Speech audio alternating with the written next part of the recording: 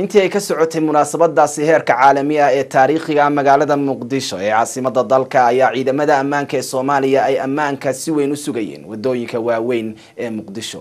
Xamdi Maxamed Xasan ayaa warbixintan Muqdisho nooga soo dirtay.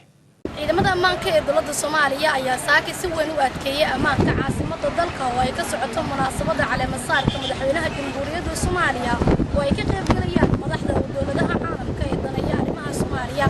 wadooyinka waaweyn ee magaalada Muqdisho ayaa ciidamada booliiska iyo kuwa taraafikada waxay ka wadeen howlgallada ammaanka ku sugayaan iyadoo gawaarida BLK ay ku amriyay inay ka leexdaan wadooyinka halbowlaha ah halka gawaarida yaryarkaana lagu tixgelinayay ee dhikaaradooda shaqada.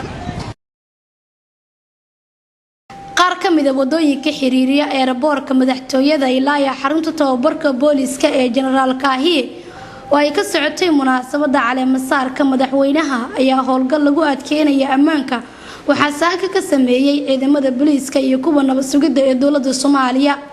waxaa isgoosida qaar lagu arkayay ciidamo booliis ah oo weydiinaya darawalada aqoonsi iyadoona loo diiday inay isticmaalaan gawaarida BLK iyo kuwa xamuulka ah wadooyinka qaarkood.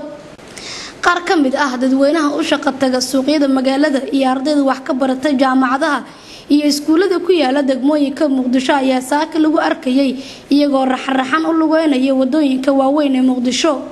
saraakiisha ciidamada dowladda Soomaaliya ayaa u sheegay warbaahinta in howlgalkooda uu ka dambeeyo adkeynta ammaanka madaxda ka socota wadamada caalamka ee ka qayb galaya xafladda caleemasaarka madaxweynaha oo maanta si xawli ah u soo gaaraya Muqdisho. sidoo kale waxaa la xayiray howlihii duulimaadka iyo soo degista airportka caalamiga ah ee Muqdisho inta ay wadanka ka baxayaan madaxda ka socota caalamka oo yimid dalka inay ka qayb galaan munaasabada caleemasaarka madaxweynaha Soomaaliya. magaalada Muqdisho oo in muddo ku jirtay burbur xoogan ayaa laga dareemayaa inay ka soo kabanaysa dhinacyada ammaanka dhaqaalaha iyo dowladda caasimadda waxaana arrintaasi si weyn u soo dhaweeyay dadweynaha ku nool caasimadda Soomaaliya iyo Muqdisho iyo wadamada caalamka kuwaas oo danaynaya inay mar ku soo laabtaan dalkooda.